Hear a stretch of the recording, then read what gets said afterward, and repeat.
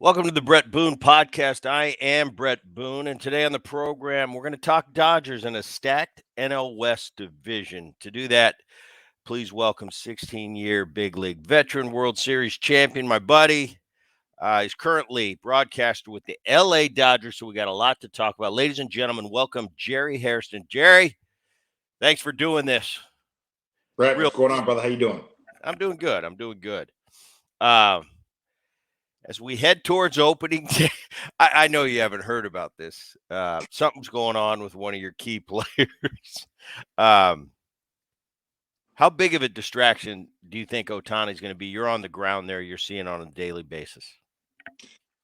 Listen, Brett, obviously when you play in the big leagues, it's the big stage, it's the big show. Anytime you have a guy like a Shohei Ohtani, that's going to bring eyeballs to the arena. I mean, arguably the best athlete and probably the most popular athlete going on the planet right now. So obviously the situation that is kind of currently surrounding him, I'm just so glad he was able to address it, really clear the air, and he talked for 12 minutes, man. You know, usually, Brett, you know this, when guys are involved or not involved, they read a statement for like 30 seconds, maybe a minute, don't ever look up, and then they walk off. He sat there and talked for 12 minutes. It was from the heart. It was genuine. And he came off incredibly well. I mean, I know his teammates are all behind him, supporting him. And when we talk about an interpreter for him, people think, oh, it's just his interpreter. He was way more than that. He had trusted him. He was with him 24/7 since 2013. They were best friends. He had access to everything. So I don't think it's going to be a distraction to him. I don't think it's going to be a distraction to his teammates. It's the Dodgers. They're a huge market. Everybody expects them to win. The pressure going into this season was pretty big, but I think the expectations were maybe probably a little bit bigger for them. They expect to win, and they're putting themselves a little bit of pressure on them, especially the last two postseasons. So whatever's thrown at them, they're going to handle it. It's a tight clubhouse, great leadership. So no matter what's going on in the outside world, they're a tight-knit group inside, and I think this is going to bring them together. Yeah, it's interesting because you're everybody. Obviously, you being on the ground with the Dodgers, you're going to be asked this question more than anybody. I'm asked the question. Believe me, I saw the press conference. I thought he came off well. I thought he did look sincere. I'm a huge Ohtani fan, and what he's done for this game, what he's doing, Jerry, I didn't think was realistic for any one man to do at the big league level, and he's broken that barrier. He's proven that he can do it on both sides. At not just do it on both sides, but do it on both sides at a high all-star level. I'm a big fan of Shohei Ohtani. I'm going over this scenario, and I'll drop it after this. I want to get into this team and this team that's been built this offseason.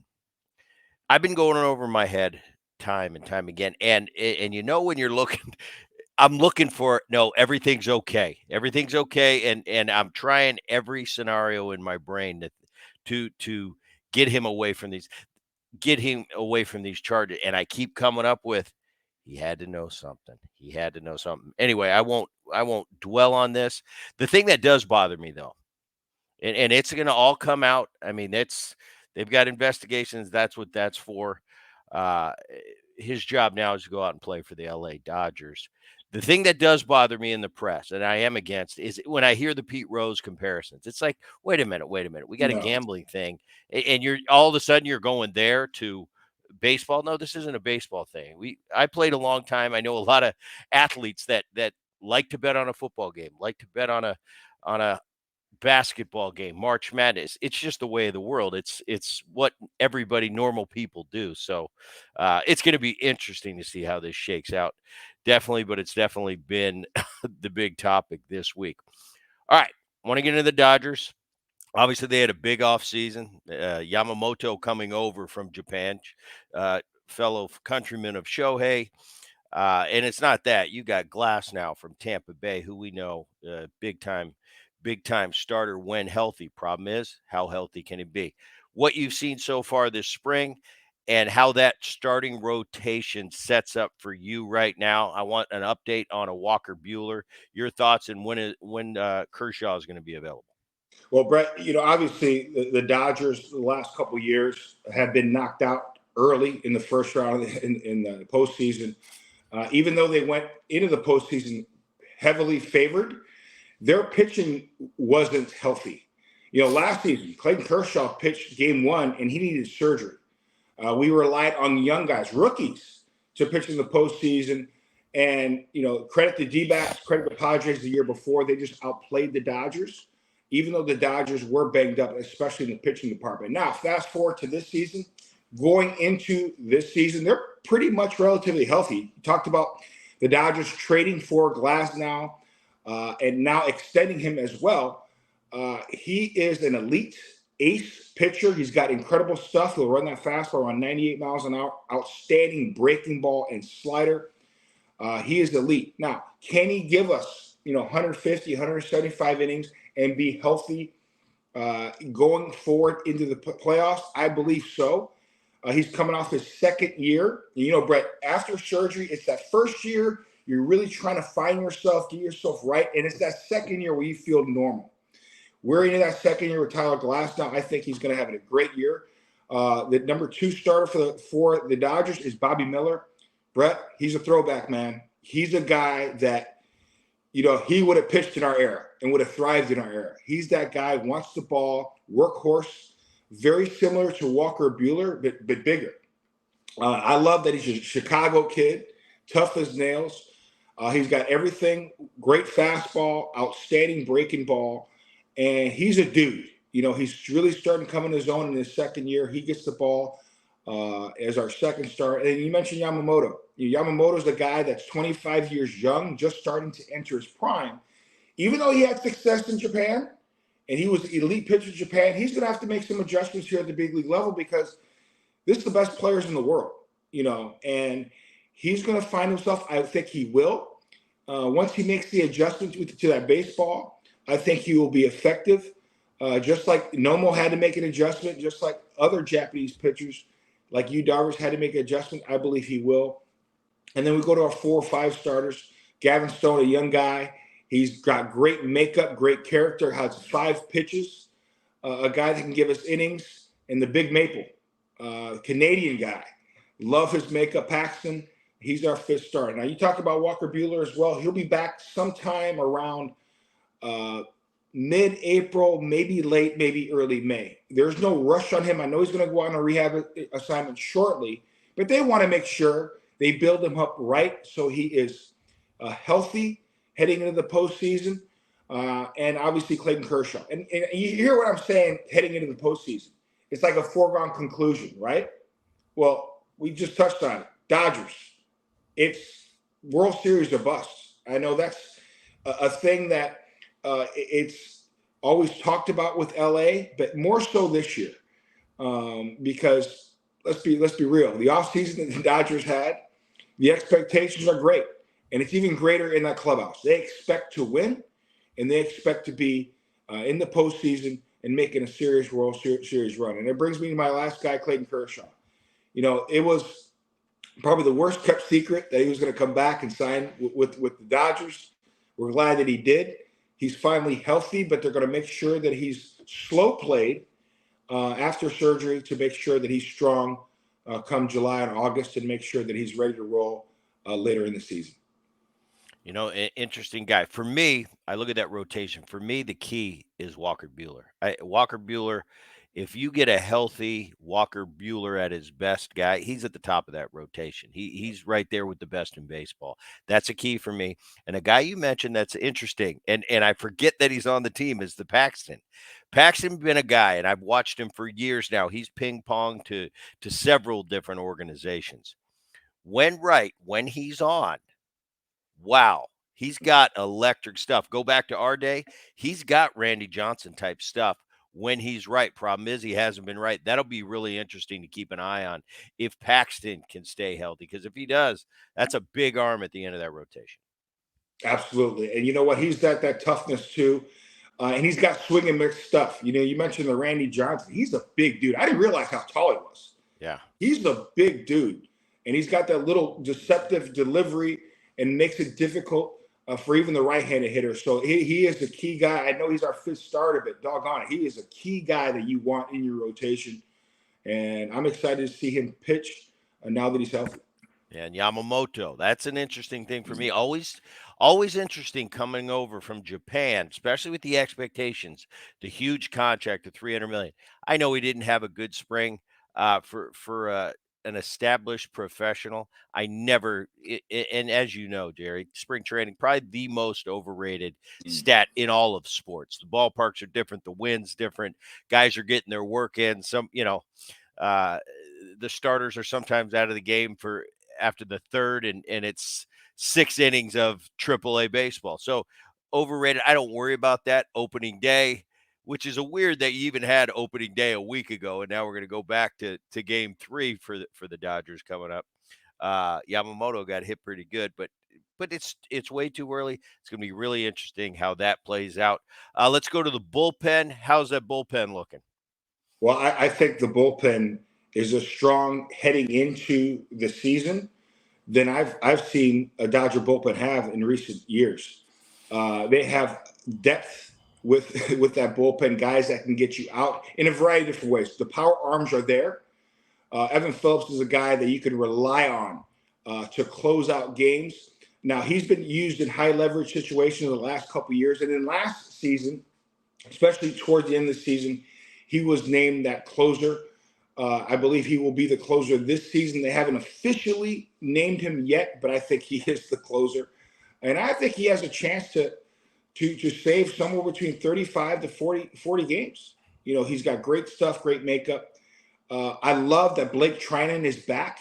He missed all of last year and part of the year before. He's got electric stuff, one of the Yeah, he best sliders does. I've ever seen. Daniel Hudson, a big game pitcher, closed out a World Series a few years back with the Nationals. You have like guys I mentioned, Joe Kelly, another big game pitcher. You got veteran guys along with the young guys with great stuff. Brusdar Graterol is, nasty. Runs that fastball around 100 miles an hour with great sink and run. Now he's got the depth to his breaking ball. I think that was the biggest key to get hitters off that fastball, to add that depth with that breaking ball. He had a tremendous season last year. Alex Vesti is a guy, a lefty, who can get guys out. Great fastball, especially up in the zone. So they're deep in that bullpen. They got a lot of arms, experienced arms, as well as young guys that are really starting to establish themselves in the big leagues. So as long as that bullpen stays healthy, man, they're going to be a great group that Dave Roberts can rely upon. Yeah, and Dodgers they've always had that power bullpen. In today's game, it's kind of a necessity. It's where a lot of money's put. Whereas years ago, a lot of the money wasn't reserved for the bullpen. It was, hey, if you don't make the rotation, you go to the bullpen. Now it's, hey, we're grooming these guys to be bullpen guys from the start, and Dodgers definitely have a power bullpen. I look at this offense, okay, and I think for the layman, it's a no-brainer. It's a super team. Ohtani, Betts, and Freeman by themselves. It's as good as it gets, really. Threesome in all the game. Definitely one of the top offenses in the game. Philly's got a really good offense. Obviously, we saw down the stretch last year and won a World Series. The Texas Rangers have a tremendous offense. Houston Astros, but the Dodgers are at least as good or maybe the best in the game. Ohtani, Betts, Freeman. You got Max Muncy, who hit below 200 last year, but he's probably going to hit you 30, 35 homers. Will Smith, probably the most underrated guy out there. I think he's tremendous. I don't know why we don't hear about him more. He's your backstop. And then you've got uh, Taylor, who plays a great role. Kiki Hernandez has played a key role on those Dodgers teams in the last 4 or 5 years. Uh, and Gavin Lux, who brings me to my question. I want you to comment on the offense. We've had off air conversations, and I've asked you this point blank. For me as a second baseman, during my day, you asked me, Booney, you got to play shortstop. Okay, I can fill in for a couple days, but There too long, I'm going to be exposed. That's why I play second base because I'm comfortable. And this mental this side of the game in baseball. If you're not comfortable and it becomes mental, it starts to affect your world, and you're having trouble hitting because you're worried about going to a spot that you're not ready to defend. For me, I've never seen it, and I told you this: if Mookie Betts plays 162 games and is a good shortstop, it'll be one of the most impressive things I've ever seen. I've never seen somebody be made a shortstop. I know he's a freaky athlete, one of the best players in the game, perennial MVP guy. I want your version of this lineup and the left side of the infield for the LA Dodgers, Max Muncy being the other one at third base. Well, the lineup you mentioned, it's as good as it gets. Mookie Betts, arguably one of the best leadoff hitters of this generation, of any generation. He's got tremendous power. He hit 39 bombs last year. He's at the top. Then you have Shohei Ohtani. The power is there. He continues to get better as a hitter. And then you have Freddie Freeman, a guy who could drive in runs. So that 1, 2, 3, it's as good as it gets. You got three guys with professional hitters written all over them. They can go the other way. All three can run the bases. Shohei Ohtani's got incredible speed. I think he'll lead the team in stolen bases. That's what kind of speed he has. You got Freddie Freeman, who's a doubles machine. So that three is going to wreak havoc. I think that three will benefit the rest of the lineup, like a Will Smith that you mentioned. I really believe Will Smith will have a career year swinging the bat. The RBI opportunities will be there. The reason probably you don't hear a whole lot about him because he's a quiet guy. He's not a guy that wants a whole lot of fanfare, doesn't make a lot of noise, very quiet, but he's an incredible leader. He has really taken off as a leader behind the plate. The pitching staff loves throwing to him. And he's learned a lot from the backup catcher, Austin Barnes, who's really the perfect backup catcher. So those two guys do an incredible job orchestrating that pitching staff.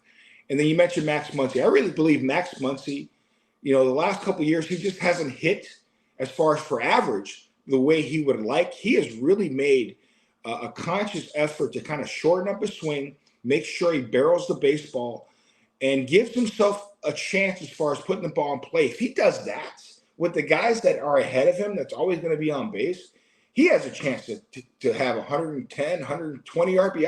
I think he realized that. And then Teoscar Hernandez, who I absolutely love, great makeup guy. Everybody I've talked to say that this guy is one of the best guys as far as being in the clubhouse, the production he has on the field. Whatever your team needs, I'll play right, I'll play center, I'll play left. Wherever you want to hit me in the order, I'll do it. He's a team guy. And then you have guys like Kike Hernandez who can play everywhere. CT3, same thing. And then Gavin Lux. And I'll touch on, Gavin moving from shortstop back to second base. And then the mix with Mookie Betts going from right field to second base. And then going from second base, hey, Mookie, we need you to play shortstop. And Brett, you know this. Brett, you were one of the best second basemen of our generation. You could flat out pick it. Obviously, you hit a lot of bombs. A guy that was relied upon in the early part of your career. You're in the top of the order, but late in the part, you were a guy that hit third, fourth, fifth driving runs. That's a heavy responsibility, right? And play defense at second base and do that at the plate. We're asking Mookie Betts to be a Gold Glove right fielder 1 year. Come back, hey, I want you to focus on second base in the offseason. You can be that Gold Glove caliber second baseman. So he did all offseason, focus on second base. On the fly, 2 weeks into spring training, Mookie, we need you to be the shortstop. And not only that, we need you to anchor the lineup. You're the leadoff hitter. We need you to get on base, steal bases, drive in runs, score tons of runs, and play elite level shortstop. Like you mentioned it, Brett, this would be the most impressive thing that you've ever seen. And I'm right there with you. But I'm going to tell you this. Ken Griffey Jr., for my eyes, is the best baseball player I've ever seen, just all around. Mookie Betts is the most skilled baseball player I've ever seen. No disrespect to Willie Mays, no disrespect to Hank Aaron, Lou Gehrig, all the greats from past eras. I never got a chance to see them play, and I respect every era. great players are in every era. But for my eyes, as far as skilled players running the bases, being able to play different positions at an elite level, and then, oh, by the way, being elite at the plate, I've never seen a more skilled player than Mookie Betts. So him playing really good shortstop, and I've seen him not just this spring, but I saw him play really good shortstop last year. He's the most skilled player I've ever seen. It's unbelievable. For those of you listening or watching the Boone podcast right now, it really is. Jerry, you played every position on the field, I think, with the exception of pitcher. So you know what it's like. I remember I played college. I was a shortstop, but it wasn't because I was a shortstop. It was I was the best shortstop on my college team. I got to pro ball, and I remember that first day of that mini camp that I had right after the draft, and they said, take your positions. I started running to short, and I heard a voice behind me say, Boone, you go to second.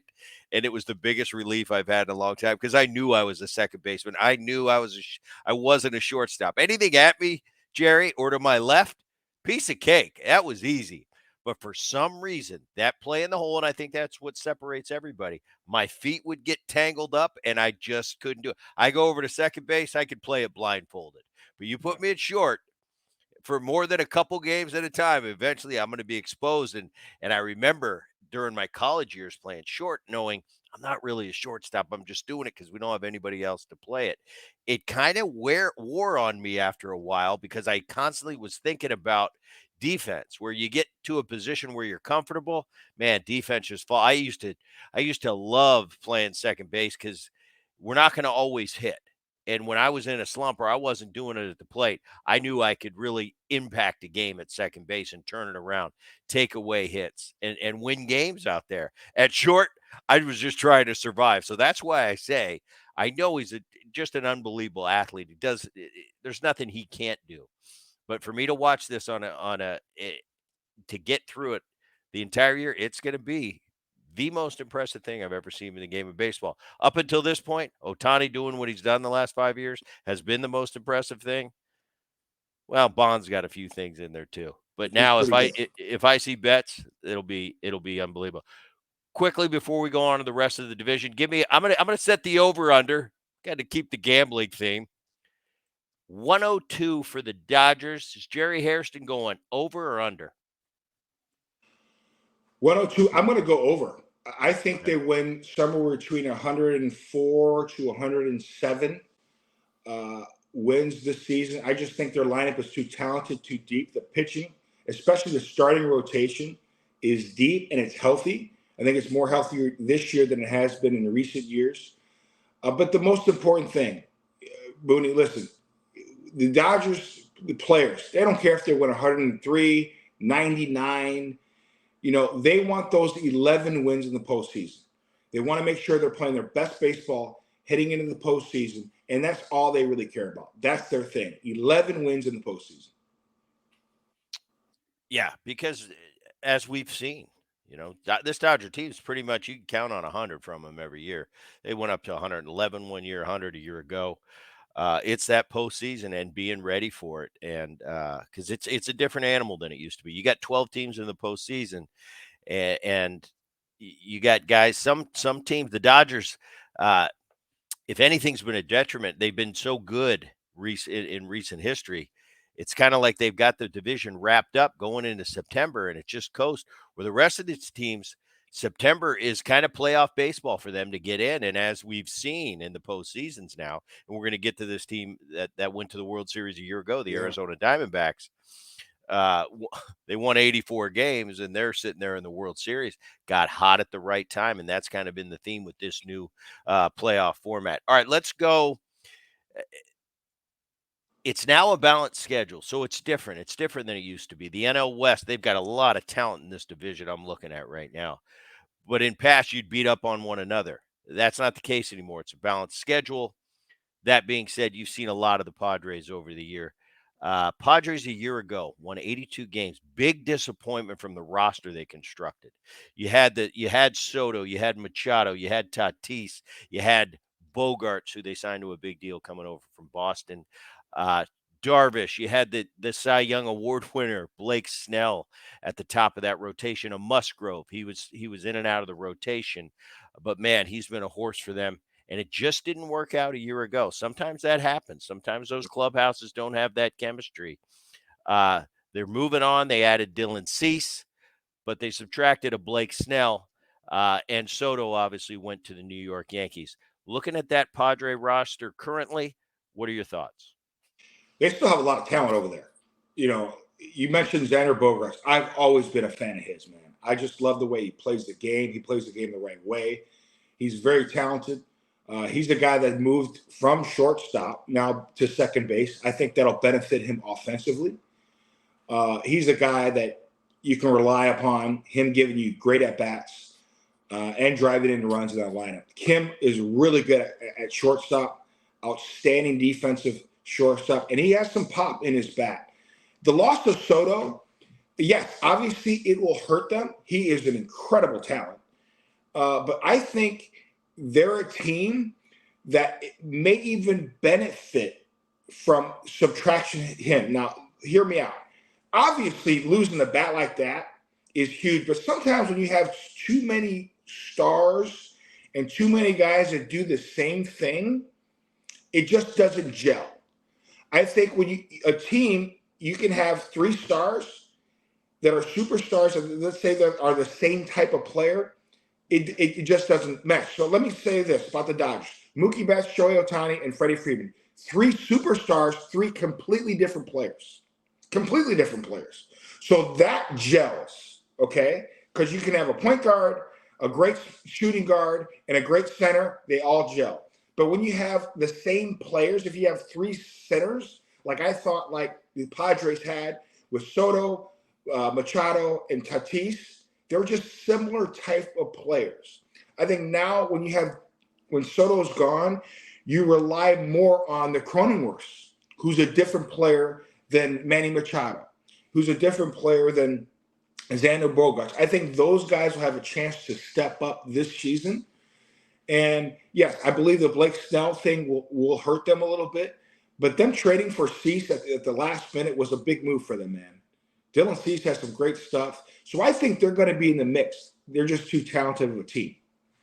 I think that's a great point with the Soto moving on. Everybody thinks Soto, and I think Soto is going to do a great job in New York, probably going to have a huge year. But you're right. That symmetry in the clubhouse, that camaraderie, you get too many start. Let's be honest, and I've told this to San Diego fans all the time because I'm down here in San Diego. Uh, don't care what you say, Manny Machado, perennial stud. So, Bogarts, tremendous talent.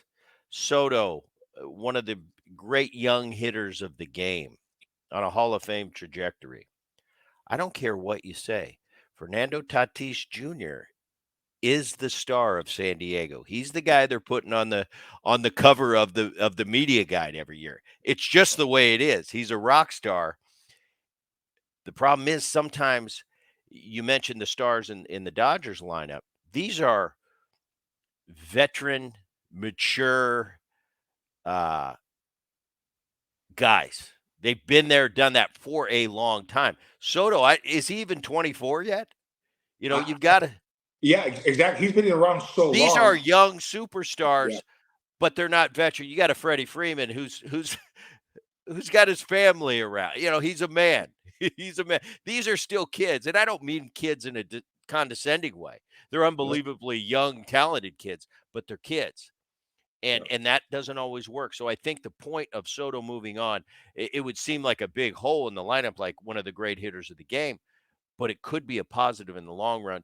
And I hate to use that same old scenario, too many cooks in the kitchen. No, it's just too many young superstars on the same team, and sometimes you get in the way of one another. I think this will be a good for both sides. For And both. they I got think that he's kid going to tear it up for New York. I think that park is tailor made for him.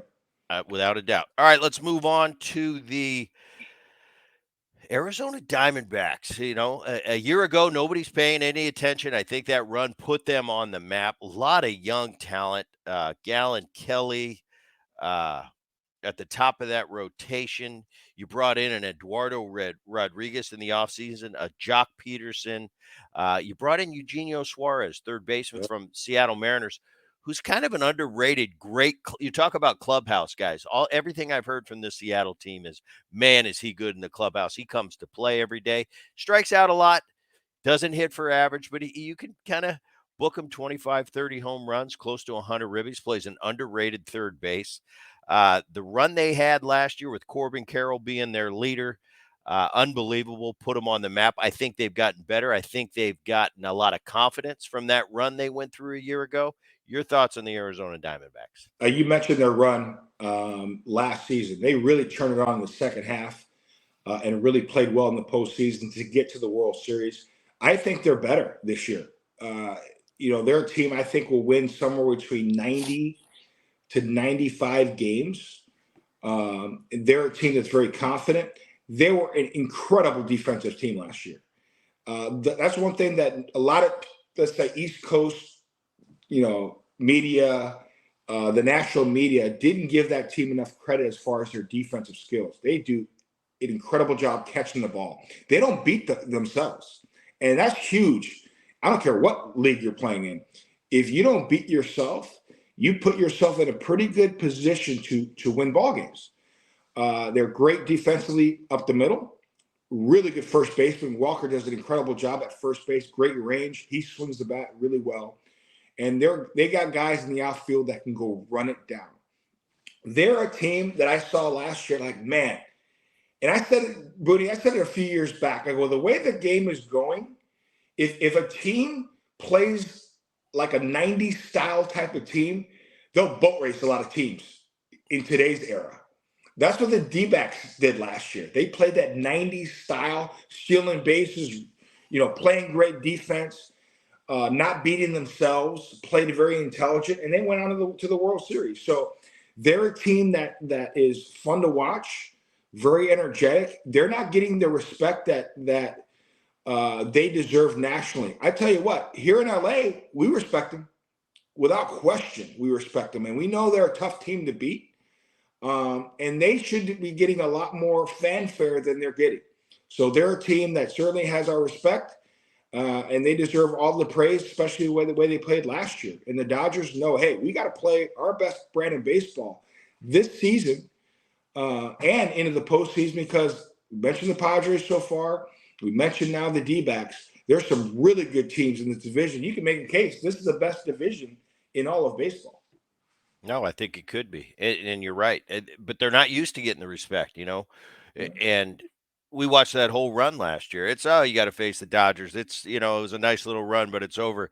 They sweep the Dodgers. The most impressive thing I saw the Arizona Diamondbacks do a year ago was those first two games in Philly, where that was maybe the loudest venue I've ever seen. Now I wasn't there; I was on TV watching it, but I said, and the Phillies just took it to them the first two Yeah. games. And we finally said, okay, this great Diamondback story, it's over.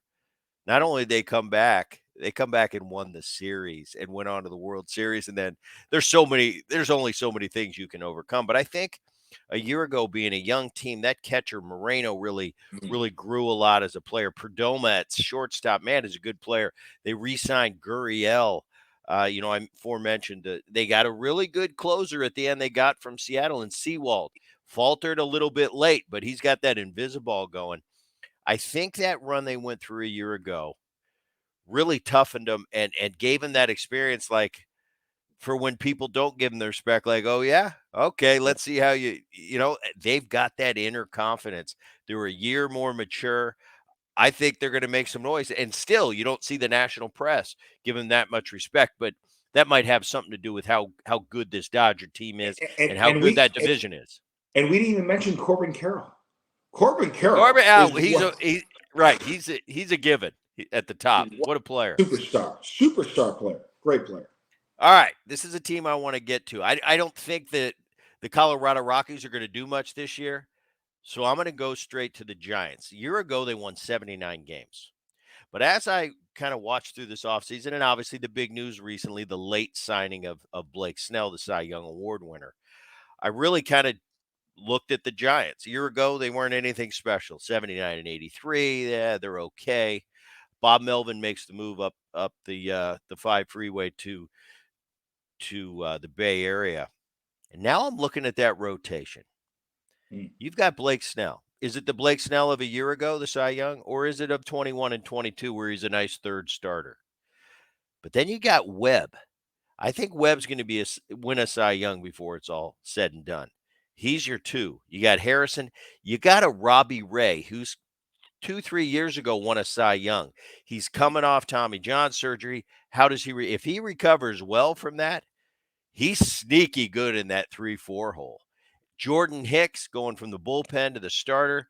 Who knows what's going to go on there? But then I look, they shored up their defense. They got Matt Chapman. He's got a platinum glove in his arsenal. Uh, the Lee kid from Korea, they say he's the greatest Korean player ever. We'll see. He had a really nice spring, gave him over $100 million.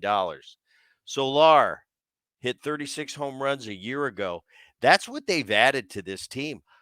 I think they might have had tough to argue with the Dodgers offseason. Yeah. But if we're going to say the Dodgers had the biggest offseason, Giants are right there second. I think they improved themselves more than anyone else. I would agree with that. Especially it's been sneaky good. I think the Giants had a sneaky good off season. Watching them play last year, that wasn't the Giants teams that I've been accustomed to watching. Not only watching as a Dodger broadcaster, but as a former player playing against the Giants. The Giants, playing against that team when Bruce Bochy was the manager, you could always rely upon them catching the baseball. They had really good defense. They didn't beat themselves. They played very smart baseball, and they pitched well. That Giants team last year, their defense was probably the worst defensive Giants team I've ever seen. They could not catch a ball. They couldn't catch a cold in the Bay Area, Brett. They really struggled defensively. I was like, wow, it's amazing how bad they were defensively, and that crushed them. Now, fast forward. They go out and get arguably the best defensive third baseman in the game. You mentioned the platinum gloves. He is outstanding there at the hot corner. So he basically solidifies that left side of the infield along with the young shortstop. So that is a huge piece for them. And he gives them 15, 25 home runs. That is a huge plus, talking about Chapman. Now, I'm anxious to see their center fielder coming in for Korea. We know the success he had. We talked about Yamamoto on the pitching side for the Dodgers, the adjustments you're going to have to make here at the big league level. Can he make those adjustments at the big league level? Obviously, the Giants think he can. So if he's a really good defensive center fielder, that should shore up their defense. So the pitching has gotten a whole lot better. And we know, Brett, pitchers love pitching in that ballpark. It's not hitter friendly. So if they pitch well and if they catch the ball well, that's a pretty good home field advantage there in the Bay. So they should be in the mix as well. I think that's not said enough. And I don't, Jerry, I don't know if you might be too young to have played at Candlestick.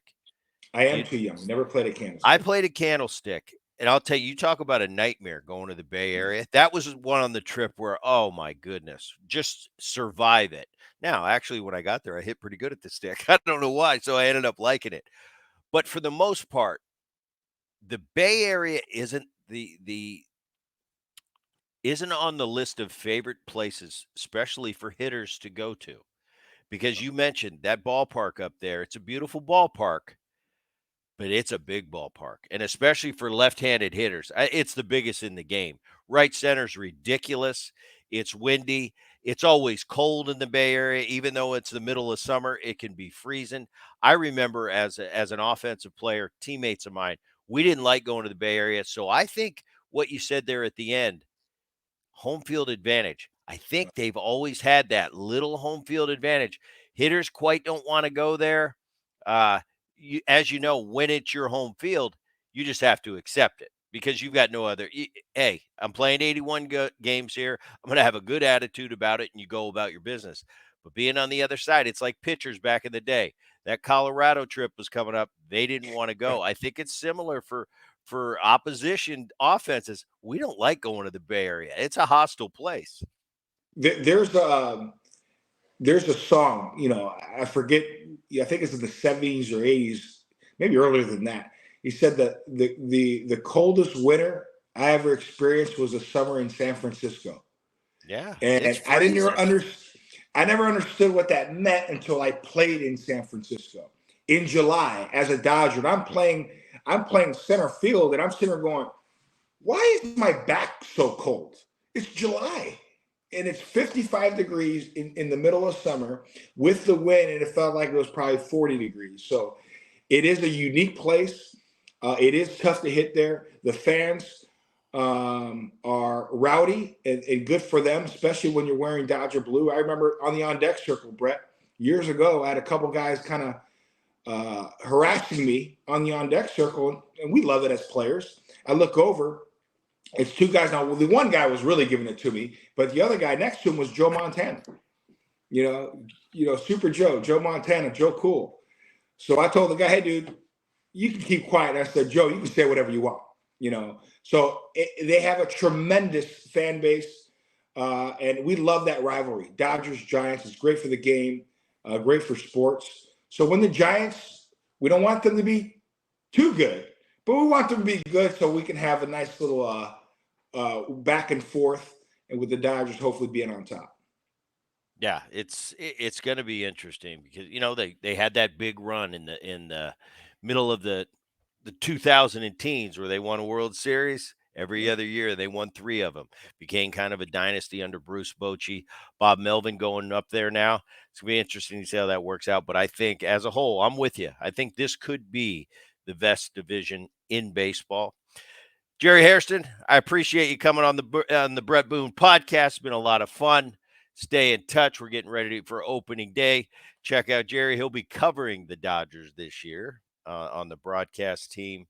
Check him out on Instagram. He's a big Graham guy, so check him out on the Instagram. I think it's J Hair At the real Jay Hair on the at the real gram and J Hair. on. Check him out. He's the one that we were playing golf one day. Side note here, we were playing golf one day, and he said, "Hey, Booney, I got to get it for the gram." That's when I became and I was hip now. I was hip. I call it the gram now. My kids think I'm cool. Anyway, Jerry, thanks for coming on and breaking this down for me. Best of luck to you and the Dodgers this year. Stay in touch. For those of you listening to the Boone podcast, I appreciate you tuning in. For you now watching on YouTube, I appreciate that. And until next time, we will be right here